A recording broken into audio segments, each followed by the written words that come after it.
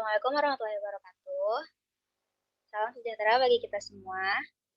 Pada kesempatan kali ini, saya akan menjelaskan sedikit tentang reaksi esterifikasi dan pembuatan butil asetat. Pertama-tama, izin memperkenalkan diri, nama saya Istiqomah Triandini dengan NIM 3211 191039 dari jurusan Kimia Universitas Jenderal Ahmad Yani. Nah, apa sih reaksi esterifikasi? Reaksi esterifikasi merupakan suatu reaksi yang terjadi antara asam karboksilat dan alkohol di mana menghasilkan senyawa ester. Dapat teman-teman lihat nih pada gambar di bawah ini, eh, saat direaksikan gugus asam karboksilat direaksikan dengan alkohol dengan bantuan katalisator, yaitu dapat berupa asam asetat atau asam belerang, menghasilkan senyawa ester dan air. Apa sih senyawa ester itu? Ester adalah senyawa organik yang terbentuk dari hasil reaksi esterifikasi. Ester dapat terjadi secara alamiah di alam, dan ester juga merupakan salah satu komponen penting dalam zat perasa dan pada bidang-bidang industri. Nah, kenapa sih senyawa ester ini sangat penting dalam zat perasa? Karena senyawa ester sendiri memiliki ciri khas yang sangat khusus, di mana membedakan senyawa ester tersebut dengan senyawa-senyawa kimia yang lainnya, di mana senyawa ester ini memiliki aroma yang sangat khas, yaitu memiliki aroma seperti buah-buahan. Untuk itu, senyawa ester seringkali dijadikan sebagai esens pada minuman maupun pada makanan. Nah, sedangkan pada bidang-bidang industri, senyawa ester sering dijadikan sebagai pelarut, yaitu dapat juga dimanfaatkan uh, untuk membuat cat kuku dan lain-lain sebagainya. Sedangkan pada bidang farmasi, senyawa ester seperti aspirin, metil salisilat sering digunakan untuk analgesik. Nah, contoh lainnya dari senyawa ester yaitu ada isopentenil asetat beraroma seperti buah pisang atau buah pir, butil butanoat beraroma seperti buah nanas, propil 2-metil propanoat beraroma seperti rum, metil salisilat beraroma seperti sarsaparilla, metil butirat beraroma seperti apel, dan lain sebagainya. Nah, berikut contoh senyawa ester dapat teman-teman lihat bahwa senyawa ester memiliki gugus fungsional berupa R, C, rangkap 2O, O, dan R. Nah, dapat teman-teman lihat bahwa CH3, C2 yang pertama ini, nah, ini merupakan R, dan ini merupakan R yang satunya. Nah, seperti ini ya. Selanjutnya ada mekanisme reaksi esterifikasi. Nah, pada mula-mula reaksi esterifikasi terjadi antara gugus karboksil dengan gugus alkohol. Nah, pada mula-mulanya gugus karboksil yaitu R, C rangkap 2O, OH akan menyerang H+ dari katalisator. Kemudian setelah O menyerang H+ akan terjadi kekurangan elektron pada OH setelah berikatan. Untuk itu, adanya tanda plus menandakan adanya kekurangan elektron. Kemudian, dikarenakan OH mengalami kekurangan elektron, C yang memiliki rangkap 2 akan memberikan elektronnya kepada OH. Kemudian setelah elektronnya diberikan kepada OH, C akan menjadi rangkap C akan memiliki ikatan tunggal. Nah, dikarenakan C mengalami kekurangan elektron dan adanya karbakation, maka O yang terdapat pada gugus alkohol akan menyerang C yang memiliki karbakation sehingga berikatan seperti ini.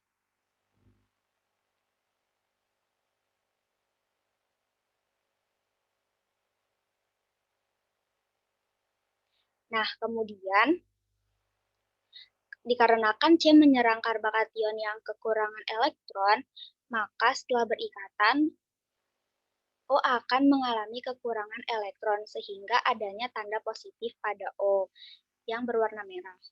Nah, dikarenakan O mengalami kekurangan elektron, H yang berikatan pada O akan menyumbangkan elektronnya kepada O, dan H akan lepas sehingga terjadi deprotonasi.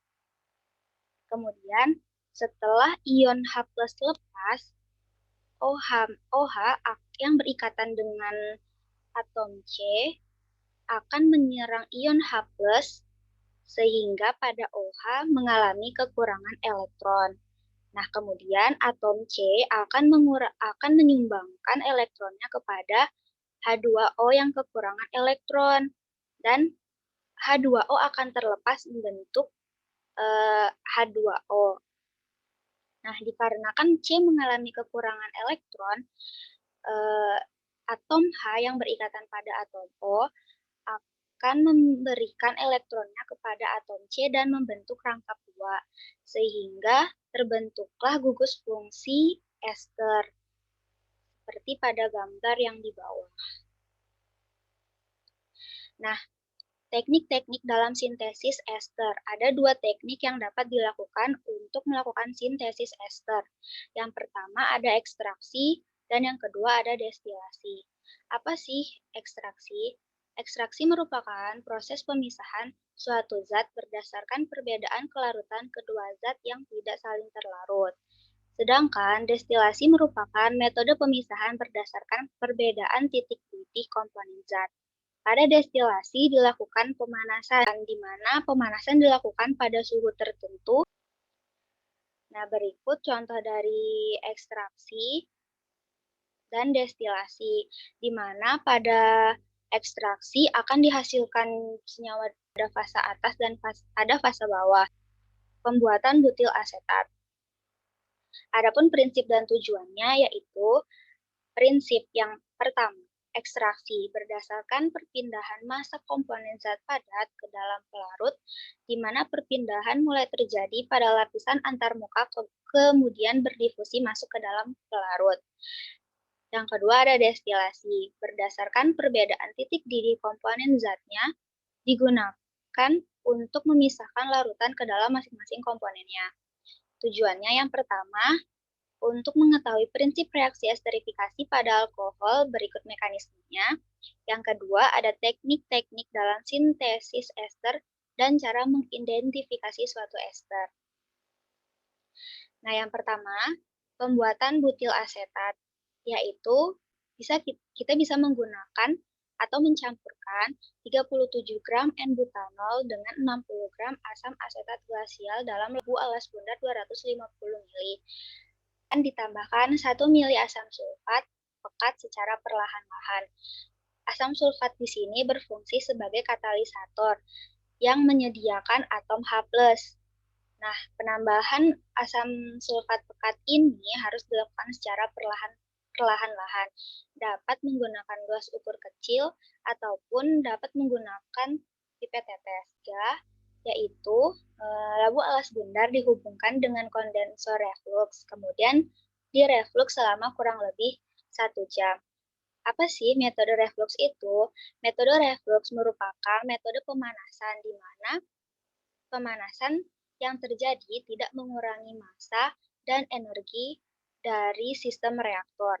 Hasil dari reflux ini didapatkan 2 fase, yaitu pada fase atas berupa ester dan pada fase bawah berupa air. Selanjutnya, lapisan atas atau ester diekstraksi dengan 100 ml air. Selanjutnya ditambahkan NaHCO3 jenuh sebanyak 25 ml dan 50 ml air. Nah, fungsi dari penambahan NaHCO3 jenuh ini untuk mengikat reaksi yang berlebih, di mana untuk mendapatkan hasil akhir yang besar, perlu dilakukannya penambahan reaksi yang berlebihan. Nah, proses ini cukup sulit dilakukan, untuk itu harus dilakukan secara hati-hati. Selanjutnya, lapisan atas dipisahkan ke beker glass dan ditambahkan Na2SO4 anhidrat secukupnya, kemudian disaring. Nah, adapun penambahan Na2SO4 anhidrat ini berfungsi untuk mengikat air agar senyawa yang kita hasilkan itu benar-benar murni senyawa asetat yang tidak mengandung air.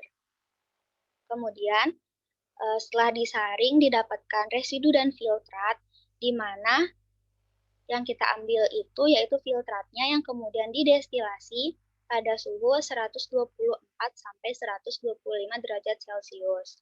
Kemudian setelah dilakukannya destilasi pada filtrat yang kita dapatkan ditentukan indeks bias, massa jenis, dan diamati bau filtrat yang dihasilkan.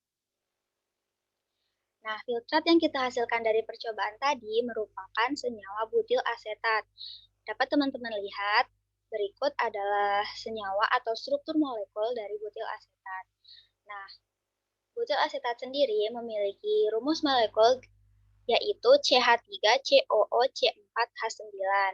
Berat molekul dari butil asetat adalah 116,16 gram per mol. Sedangkan indeks bias berdasarkan literatur sebesar 1,387 dengan massa jenis sebesar 0,8825 gram per cm kubik. Nah, butil asetat sendiri memiliki aroma khas yaitu beraroma seperti pisang. Berikut mekanisme reaksi pembuatan butil asetat. Pertama-tama, asam asetat akan menyerang ion H+ dari katalisator sehingga OH yang terdapat pada asam asetat akan mengalami kekurangan elektron. Nah, kemudian setelah menyerang H+, dikarenakan mengalami kekurangan elektron pada OH rangkap 2, terdapat tanda plus. Nah, dikarenakan OH mengalami kekurangan elektron tadi, maka atom C yang memiliki rangkap 2 akan memberikan elektronnya kepada OH sehingga terbentuk ikatan tunggal. Kemudian C akan mengalami karbakation dan diserang oleh ion O dari alkohol atau dari butanol. Nah, kemudian setelah itu atom O dari gugus alkohol atau butanol akan mengalami kekurangan elektron. Dan kekurangan elektron ini akan disumbangkan oleh atom H yang berikatan pada atom O, sehingga atom H akan lepas dan terjadi deprotonasi. Nah, kemudian setelah atom H terlepas, atom H atau ion H+ akan diserang oleh OH. Kemudian setelah OH menyerang H+, akan terjadi kekurangan elektron pada H2O sehingga terdapat tanda plus. Nah, dikarenakan H2O mengalami kekurangan elektron, H2O akan diberikan elektron oleh atom C. Sedangkan atom C akan mengalami kekurangan elektron dan atom C akan disumbangkan elektron oleh atom H dan membentuk ikatan rangkap 2. Dan hasil akhirnya yaitu senyawa butil asetat dan H2O, di mana H2O ini terjadi karena kondensasi atau pelepasan air. Nah, berikut reaksi secara sederhananya, yaitu terjadinya reaksi bolak-balik pada reaksi esterifikasi dengan bantuan katalisator berupa asam sulfat pekat dan menghasilkan senyawa asetat dan air. Nah, kesimpulannya, yang pertama, reaksi esterifikasi merupakan suatu reaksi yang terjadi antara senyawa asam karboksilat dengan suatu alkohol dan menghasilkan senyawa ester. Yang kedua, metode yang dapat dilakukan pada sintesis senyawa ester adalah metode ekstraksi dan destilasi. Salah satu senyawa ester yaitu butil asetat, seperti yang kita lakukan pada eh, percobaan kali ini. Sekian sedikit penjelasan mengenai reaksi esterifikasi, yaitu pembuatan butil asetat. Mohon maaf apabila banyak kurangnya dan salah-salah kata. Sekian dari saya. Wassalamualaikum warahmatullahi wabarakatuh.